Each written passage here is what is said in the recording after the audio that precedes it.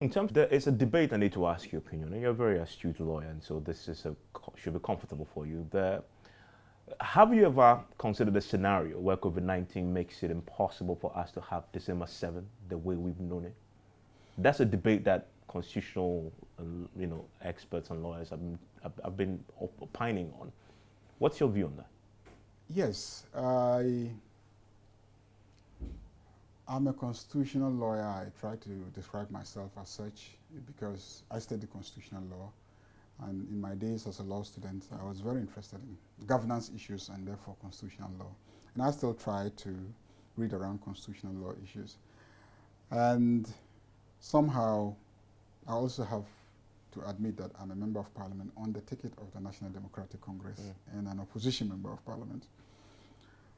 And one has to be careful how your partisanship clouds legal analysis. And so I'm going to do legal analysis and attempt as much as I can to take out the partisanship and the politics of it. Yeah, COVID presents a special challenge, and the whole world we can see that we have to take a decision on who governs us. Question is, the traditional way of taking the decision often involves crowds and gatherings and human interaction. And yet, this is where COVID strives, where there's human interaction without the necessary protections. There's a danger that a lot of people could lose their lives. And so there's a real threat. The law is really facing a serious crisis here. There's a real potential threat of a constitutional crisis. And the Constitution really doesn't make provision for that type of crisis. It doesn't.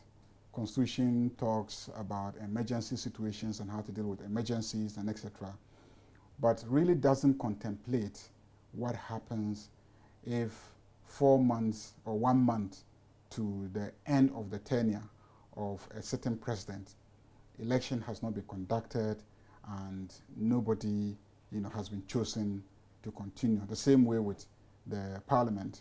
If there's no election and MPs have not been elected, what really happens?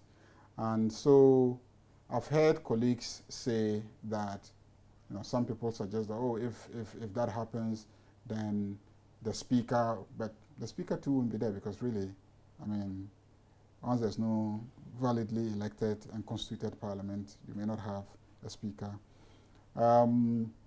Some say the CJ will take over, but there's no specific provision. The CJ takes over when the president is out of town, and then the vice president is out, and all the number 3 is out, and the CJ will act. So some people think that that will become the provision that should govern. But I think that what we should be trying to do is to figure out a mechanism for taking the decisions that need to be taken, even with COVID. As in holding elections? Yes, holding elections. Because I recall that in the US, in the midst of COVID, there was one state in which they held elections. That did elections, yes. And I think somewhere in Europe, I don't remember which country, even in the UK, I think there was an election that was held. Mali has had elections recently, in the midst of COVID. Mali held elections in the midst of COVID, and etc. So we should by all means hold the elections. We should by all means hold the elections. Okay. But I think there are ways of doing that with minimal health risks. One, I don't think we need to do a new voter register.